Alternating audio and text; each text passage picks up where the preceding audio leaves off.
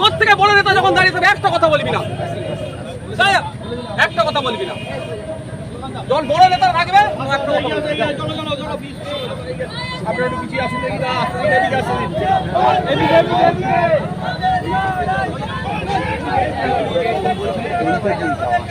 আমাদের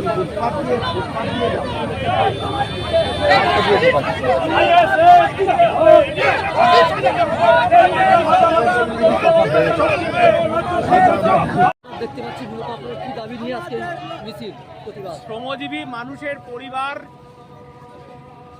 এই ভারতবর্ষে খুব বিপদে আছে এবং ব্যর্থ রাজ্য সরকার, ব্যর্থ দিল্লির বিজেপি সরকার শ্রমজীবী মানুষের তাদের অধিকার প্রতিষ্ঠার জন্য, বিশেষ করে আপনারা জানেন ইতিমধ্যেই বাংলা ভাষায় কথা বলার জন্য সারা ভারতবর্ষে অন্যান্য যে স্টেটগুলো আছে বাংলা ভাষায় কথা বলার জন্য সেখানে হেনস্থার শিকার, নির্যাতনের শিকার এই বাংলাভাষী পরিযায়ী শ্রমিক। আমাদের রাজ্যের কোনো পরিসংখ্যান নেই কত পরিযায়ী শ্রমিক আমাদের রাজ্যের বাইরে কাজে যাচ্ছে। এই রাজ্য সরকারের কাছে কোনো তথ্য নেই, এই রাজ্য সরকারের কোনো নিরাপত্তা নেই অন্য স্টেটে।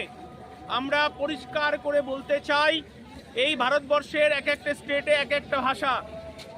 আমার ভারতবর্ষ নানা ভাষা, নানা মত, নানা পরিধান, এবং স্বাভাবিকভাবেই আমার বাংলায় 100 দিনের কাজের পরিধি বন্ধ হয়ে গেছে, কাজ বন্ধ করে দিয়েছে। যারা 100 দিনের কাজের টাকা চুরি করলো তাদের কোনো শাস্তি হলো না, আর দিল্লির বিজেপি সরকার নাটক দেখছে। আমরা বলতে চাইছি যে এই পরিযায়ী শ্রমিকরা তারা কোমরে গামছা, তারা পেটে গামছা বেঁধে তার পরিবারকে বাঁচানোর জন্য রাজ্যের বাইরে তারা কাজে গেছে, কিন্তু তাদেরকে প্রতিদিন মুর্শিদাবাদ, মালদা, উত্তর দিনাজপুর, দক্ষিণ দিনাজপুর, আপনার নদিয়া, হুগলি, উত্তর 24 পরগনা, দক্ষিণ 24 পরগনা, প্রতিদিন কোনো না কোনো মসজিদে জানাজার নামাজ হয়। এই পরিযায়ী শ্রমিককে তাদের কফিনবন্দি ডেড বডি ঢোকে।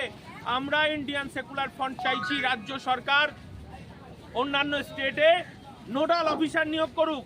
নোডাল অফিসে গিয়েই আমার রাজ্যের বাংলা ভাষাভাষী মানুষ যারা কাজের জন্য, পেটের জন্য, সংসারের জন্য গেছে, তারা বাংলা ভাষায় কথা বলবে, বাংলা ভাষার সমস্যা সমাধানের ব্যবস্থা করুক এই রাজ্য সরকার। এই দাবি নিয়ে এবং এই পরিযায়ী শ্রমিকদের সুযোগ সুবিধা যাতে তারা পায়, কারণ এই বাংলার মুখ্যমন্ত্রী খেলাধুলা মেলা নিয়ে ব্যস্ত, তিনি শ্রমিকদের কোনো নজর নেই। আমরা সেই নজর, তার দৃষ্টি, তার চোখে আঙুল দিয়ে দেখানোর জন্য আজকে আমরা এই মিছিল করে শ্রম দপ্তরে যাচ্ছি। আরেকটি বিষয়, south Kolkata law college Kasba কাণ্ডে কি সঠিক বিচার পেয়েছে বলে মনে হয়? এ বাংলা লজ্জার বাংলা। এই রাজ্যের মুখ্যমন্ত্রী 2021 সালে বলেছিলেন বাংলা তার নিজের মেয়েকে চায়। মমতা ব্যানার্জির যদি লজ্জা থাকে তার পুলিশ মন্ত্রী থেকে পদত্যাগ করা উচিত। এই রাজ্যের পুলিশ ব্যর্থ হয়েছে। আরজি করেন নির্যাতিতার পরিবারকে তিনি নিরাপত্তা দিতে যেমন পারেনি, সে ধর্ষণে মারা গেছে তার এবং ধর্ষকদের আড়াল করেছে এই রাজ্যের মুখ্যমন্ত্রী। কোটি কোটি টাকা খরচ করে সুপ্রিম কোর্টে তিনি উকিল নিয়োগ করেছেন এই রাজ্যের কোষাগার থেকে। আমরা এই রাজ্যের মুখ্যমন্ত্রী তামান্নাকে খুন করেছে, এই রাজ্যের মুখ্যমন্ত্রী সাদা কাপড়ে রক্তের দাগ। এই রাজ্য সরকার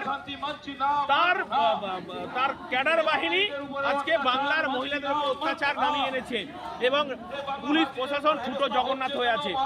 কসবাতে স্কুল ক্যাম্পাসে, আরজি করে সেখানকার হসপিটাল ক্যাম্পাসে যদি কোনো মহিলা নিরাপত্তা না থাকে, রাজ্যের মুখ্যমন্ত্রী বলছেন বাংলা তার নিজের মেয়েকে চায়। এই বাংলার মায়েদেরকে জোটবদ্ধ হতে হবে। 2026-এ এই বাংলার মুখ্যমন্ত্রী মমতা বন্দ্যোপাধ্যায়কে এই বাংলা থেকে গণতান্ত্রিক পদ্ধতিতে তাড়াতে হবে, তার জন্য জোট বাঁধতে হবে। সেই জোটের জন্যই বাংলার মানুষের কাছে আহ্বান রাখছি। এই রকম তামান্না, এই রকমের কসবার ঘটনা বারবার ঘটবে যদি এই রাজ্যের মুখ্যমন্ত্রী মমতা বন্দ্যোপাধ্যায় থাকে। দাদা, আজকের প্রশাসনের কাছ থেকে কতটা সহযোগিতা পাচ্ছেন আপনারা? প্রশাসনের কাছ থেকে কতটা সহযোগিতা পাচ্ছি আমরা বলতে পারবো না, কিন্তু আমরা প্রশাসনকে সহযোগিতা করছি। Thank you.